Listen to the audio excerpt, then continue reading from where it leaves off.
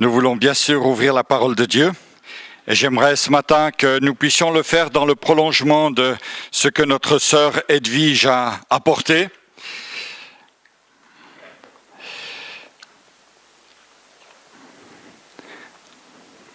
Ça sera donc un message plus court que d'habitude.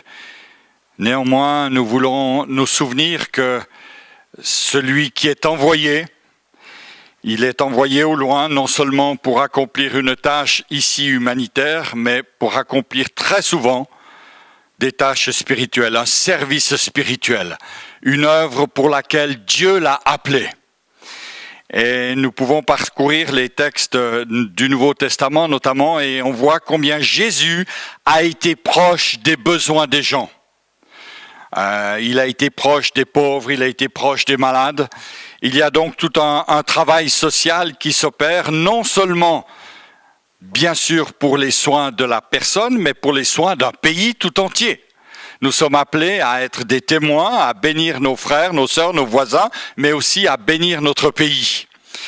Et tout à l'heure, je laisserai la place aussi à notre frère André, qui nous apportera une exhortation pour, somme toute, entrer dans cette nouvelle année, où au travers des Soukotes, nous voulons grandir, nous voulons prospérer, nous voulons apporter un témoignage de vie, un témoignage puissant dans notre famille, dans notre quartier, dans notre maison.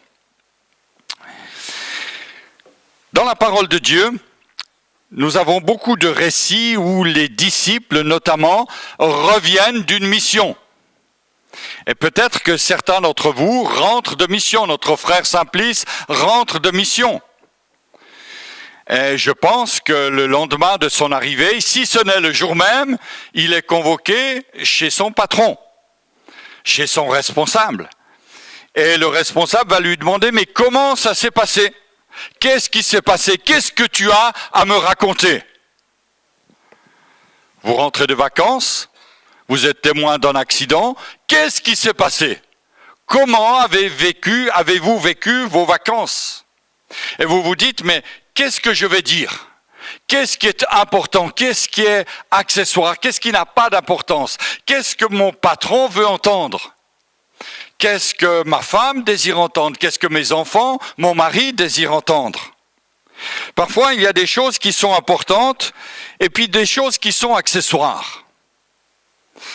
Et dans notre vie de tous les jours, nous sommes confrontés à cette question de faire des choix. Qu'est-ce qui est important? Qu'est-ce qui est accessoire? Je prends par exemple l'exemple, si ma femme me le permet, mais je ne lui ai pas demandé, donc je prends la liberté d'en parler, sans lui demander. Quand elle prend une photo, elle veut sur la photo la fleur, l'arbre, le papillon qui est sur la fleur, le paysage au fond, les montagnes, le lac, et en plus son prince charmant, que je suis. Elle veut tout sur la même photo. Et moi, quand je prends une photo, je prends la photo de la fleur. Je prends la photo d'un paysage, mais j'aime pas mélanger. Et pourtant, c'est le même environnement. On a chacun des sensibilités différentes. Et les 4 évangélistes de la parole, Matthieu, Marc, Luc et Jean, ne dérogent pas à cette règle. Ils ont chacun un regard différent sur la situation, sur la scène, sur ce qui est en train de se passer. Et le récit dans la Bible ne s'oppose pas. Bien sûr, il se complète.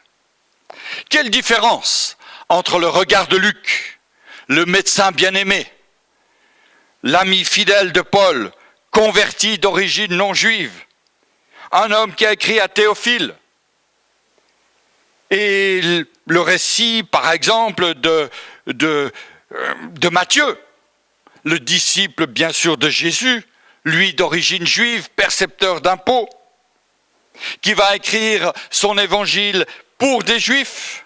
D'ailleurs, on le surnomme l'évangile des circoncis. Et puis que dire aussi de Jean pécheur, de métier, appelé fils du tonnerre, chacun un regard différent.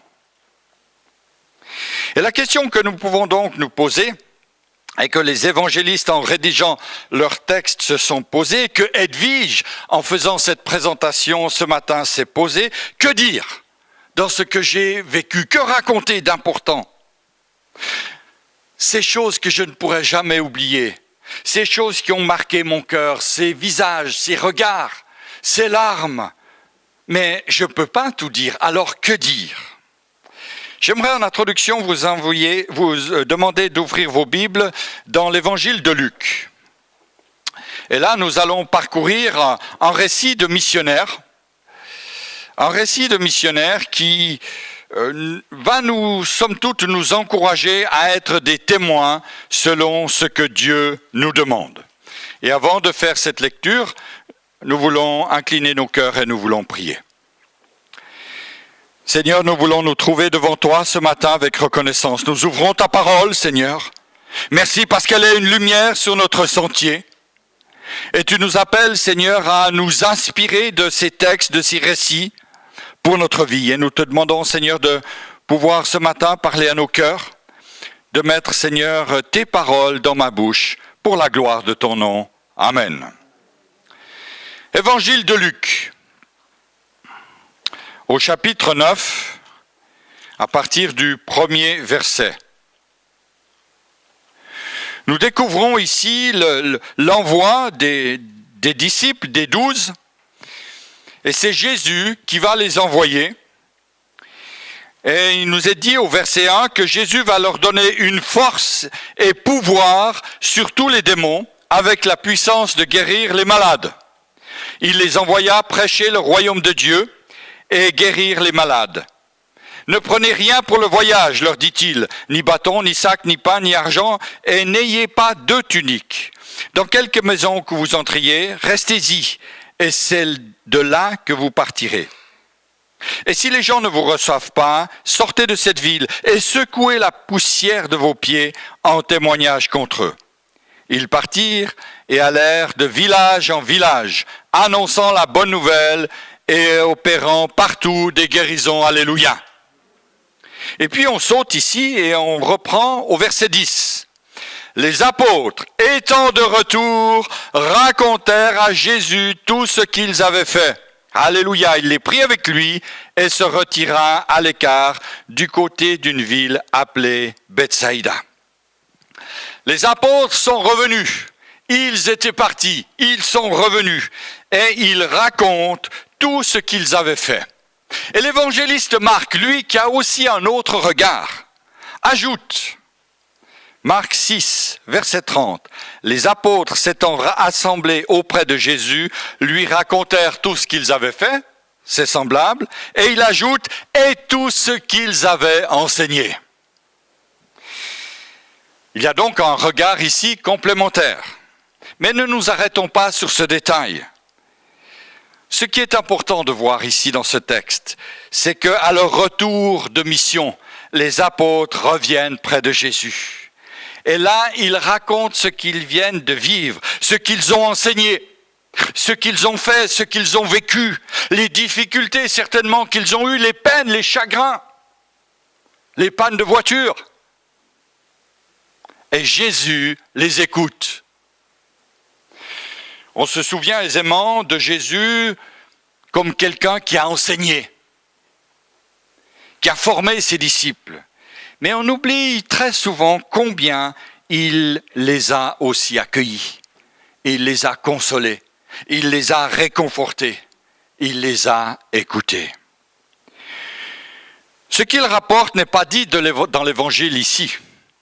Mais Luc ayant signalé au verset 6 qu'ils sont partis pour annoncer l'évangile et opérer des guérisons, on devine qu'ils racontent ces guérisons, qu'ils racontent ces miracles, qu'ils racontent l'impact de la proclamation de l'évangile dans les cœurs. Sont-ils enthousiastes, joyeux, fatigués, fiers? Sont-ils épuisés? On ne sait.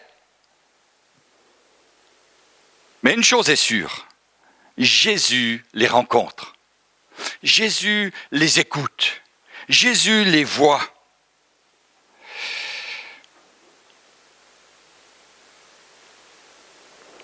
Ce que Jésus remarque, c'est que ces hommes sont fatigués. Jésus met l'accent sur la condition physique des disciples, mais certainement aussi sur leur condition spirituelle. Et il va leur dire, venez à l'écart dans un lieu désert et reposez-vous un peu. Et Marc ajoute, car il y a beaucoup d'allants et venants, et ils n'avaient même pas le temps de manger.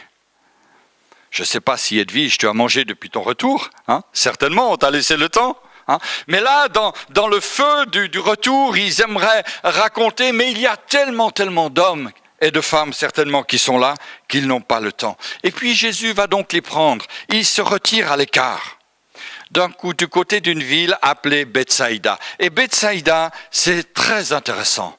Parce que la signification de cette ville qui est au nord du lac de Galilée, un petit peu à côté de Tibériade, cette ville porte un nom, Bethsaïda, qui signifie maison de l'approvisionnement, maison de la pêcherie. Alléluia.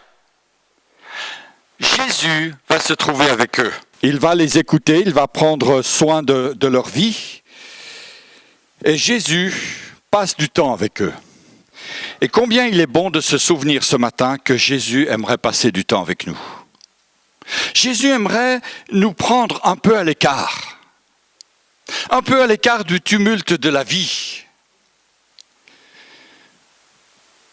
Comme il a pris ses disciples à Bethsaïda, comme il a pris soin de leur vie, Jésus aimerait prendre soin de chacune de nos vies. Ces hommes étaient fatigués, comme parfois nous pouvons l'être légitimement. En effet, les circonstances de ce monde ne sont pas faciles. Il n'y a pas de surhomme et de surfemme. D'ailleurs, l'apôtre Paul en parle ouvertement et il dit « Nous sommes pressés de toute manière ». Si le mot existait à cette époque, il aurait dit « Nous sommes stressés de toutes parts ». Mais non réduits à l'extrémité, dans la détresse, mais non dans le désespoir, persécutés, mais non abandonnés, abattus, mais non perdus. Mes frères et mes sœurs, le service de Dieu est la plus belle chose. Et moi, j'aimerais vous encourager, j'aimerais encourager Edwige, j'aimerais nous encourager à être des témoins, pas forcément aux extrémités de la terre, mais déjà ici. Paul parle de ses difficultés, et je crois qu'il faut en parler, il faut parler des besoins, il faut parler de notre situation. Il faut se dire les uns aux autres ce qui est sur notre cœur. La Bible, c'est vrai, nous parle d'une œuvre noble, celle de témoigner, mais elle nous rend aussi attentifs aux difficultés. L'apôtre Paul va dire, et je saute ici plusieurs versets, dans sa lettre aux Corinthiens, la 2e, il dit « Dans mes nombreux voyages, j'ai connu les dangers dus aux rivières qui débordent, aux brigands, les dangers dus à mes compatriotes juifs ou à des non-juifs. J'ai été en danger dans les villes et dans les lieux déserts, en danger sur la mer et en danger parmi les faux frères. J'ai connu les travaux pénibles et les dures épreuves. Souvent, j'ai été privé de sommeil. J'ai eu faim et soif. Souvent, j'ai été obligé de jeûner. J'ai souffert du froid et du manque de vêtements. Et sans parler du reste, il y a ma préoccupation quotidienne, le souci que j'ai de toutes les églises. » Et je crois que Edwige est rentrée avec le souci pour ses enfants. Que vont-ils devenir? Que va-t-il se passer?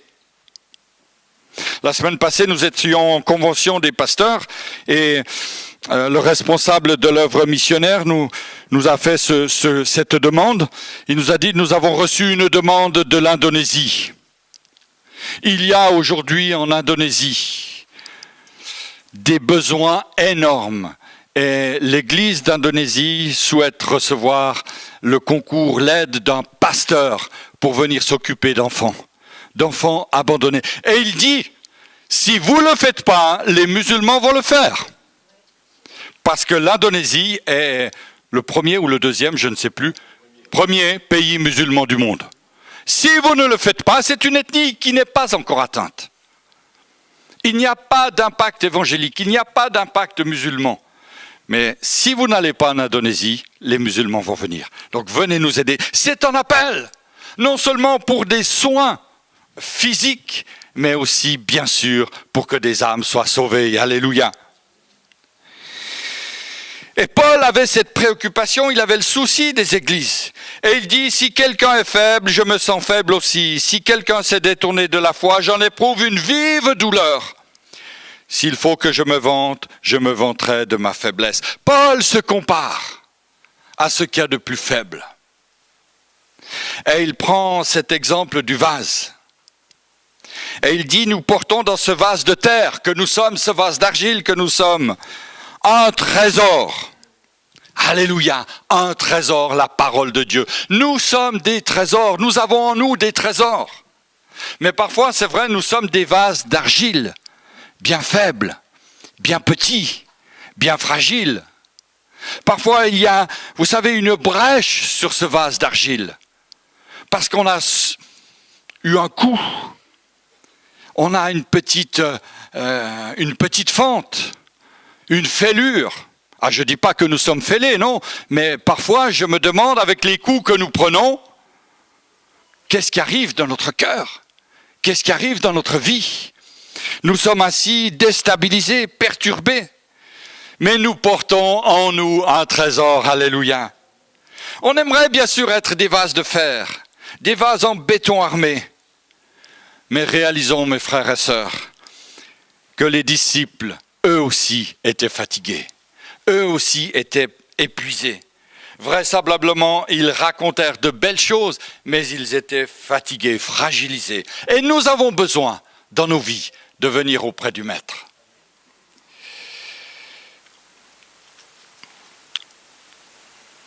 Je dois malheureusement conclure.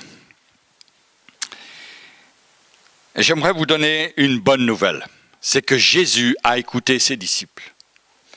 Non seulement il les a écoutés, il ne s'est pas borné à les entendre, mais il les a écoutés et en plus, il les a vus. Et je crois que le Seigneur voit chacune de nos vies. J'en ai même la certitude. Il voit ce que tu as fait cette semaine, mon frère, ma sœur.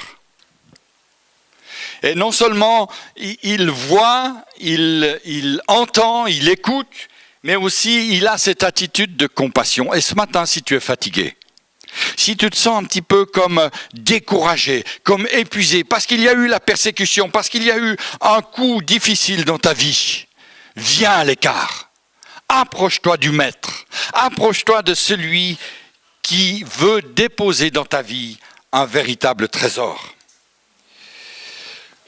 À la fin de ta journée, à la fin de ta semaine, à la fin de ta mission, de ton travail, comment évalues-tu ce que tu as fait ?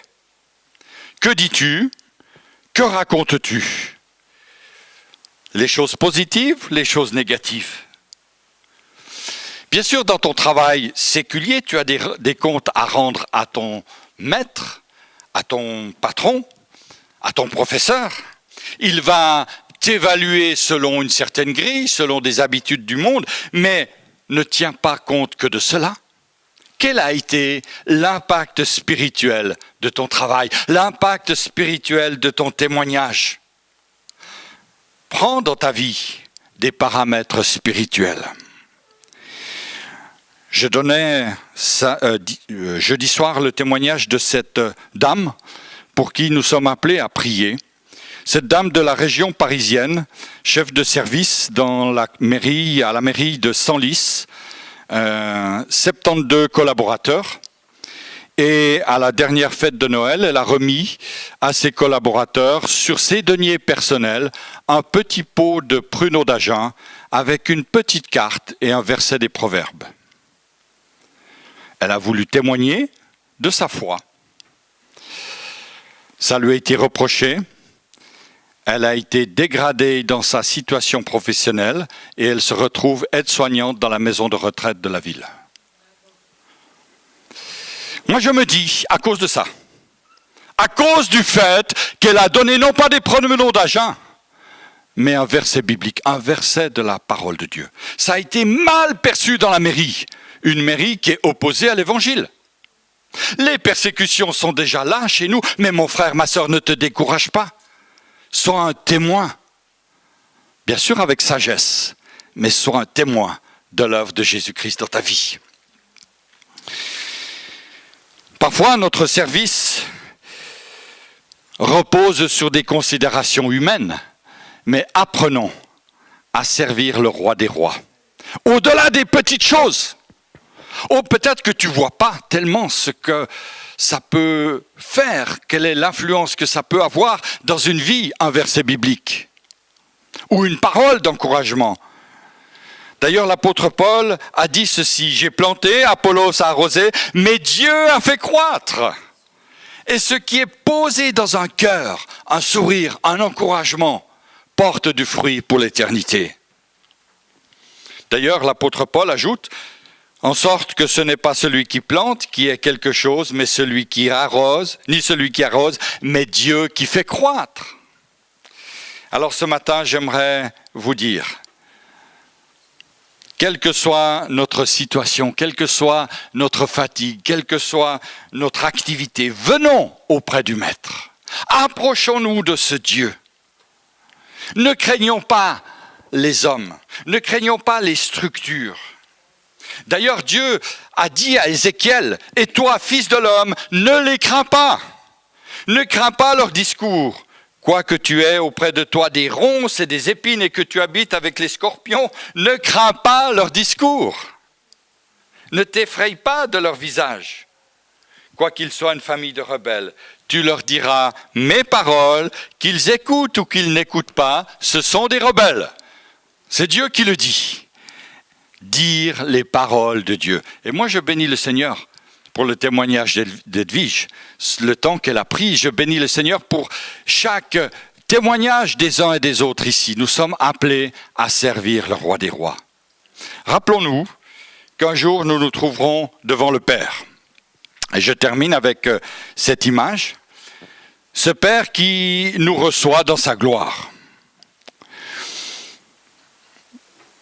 Ça me fait penser à ce hall de gare. Vous savez, quand il y a beaucoup de monde dans la gare ou dans le hall de l'aéroport. Et là, vous rentrez de voyage, vous descendez du train, vous sortez de l'avion et vous cherchez la personne qui vous attend. Vous cherchez à croiser ce regard de votre bien-aimé, de votre mari, de votre épouse. Vous cherchez ce regard dans la foule. Et là, vous croisez ce regard. Et la personne s'approche de vous. Notre Père Céleste s'approchera de nous. Et il va dire que je suis heureux de te voir. Alléluia.